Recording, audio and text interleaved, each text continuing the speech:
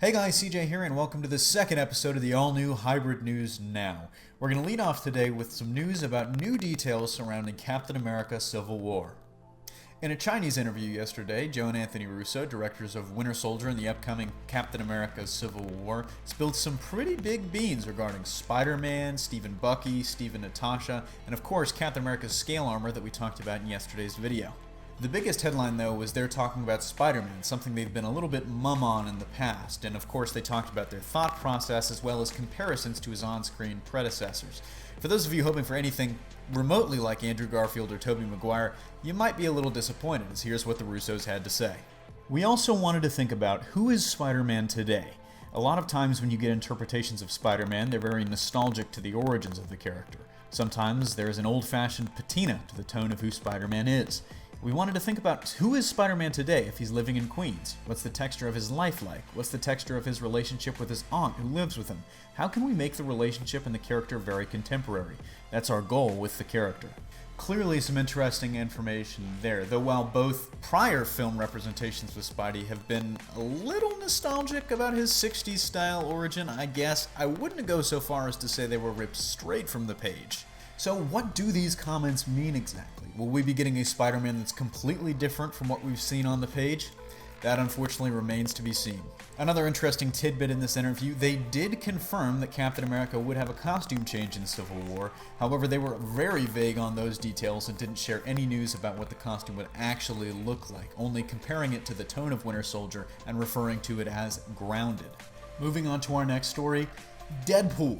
After only a couple of trailers, including one that just came out today, it's already one of 2016's most talked about films, thanks in large part to some incredible marketing on social media, including a slew of hilarious posters and great tweeting from the official account and from Ryan Reynolds himself. But the marketing department continues to work their magic, coming through today with what might be the most hilarious development yet: Deadpool EMOJIS. These emojis feature the Merc with a mouth in a variety of poses, actions, and emotions, mimicking the existing emojis while adding a few new ones of their own.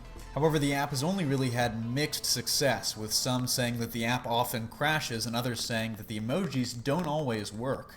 But if you're still interested, how do you get your hands on them? Well, it's pretty easy. For iPhone or Android users, they're both available in the App Store or the Google Play Store respectively. And to make it even easier, the download links are available in the description of this video if you're watching on a mobile device. And to wrap up our day, some rumor and speculation. One of the largest and yet unsolved mysteries of Star Wars The Force Awakens has to be its shadowy and villainous puppeteer, Supreme Leader Snoke. Rumors abounded about his character, from his identity to his actual size. However, one new theory being reported by Heroic Hollywood actually makes a little sense and would tie his character to the prequels in a rather roundabout way. The theory is simply that Supreme Leader Snoke is none other than Chief Palpatine's former master, Darth Plagueis the Wise. But before you click away, hear me out. The basic reasoning for the theory is that Plagueis, as he was so wise and powerful in the dark side of the Force, could create life and prevent death by influencing midichlorians. Now, that actually should give him a decent chance of surviving Palpatine's murder attempt, and he could theoretically be in Episode 7, as he's been avoiding death all these years, if he survived in hiding until his former student's death at the hands of Darth Vader and Luke Skywalker in Episode 6. The rumor is only fueled by the fact that Plagueis very strongly resembles some early Snoke concept art that leaked last year. In any event, I'm not 100% sure if I believe the theory. I think it's definitely intriguing, but if you guys want, I could make a breakdown of the rumor for you. There's a lot more evidence that I really didn't want to delve into here, but if you guys want, hit me up in the comments below and I'll make a video breaking all of that down. So that wraps it up for today's video. Once again, thank you for tuning in. As always, I'm CJ, and I'll see you tomorrow.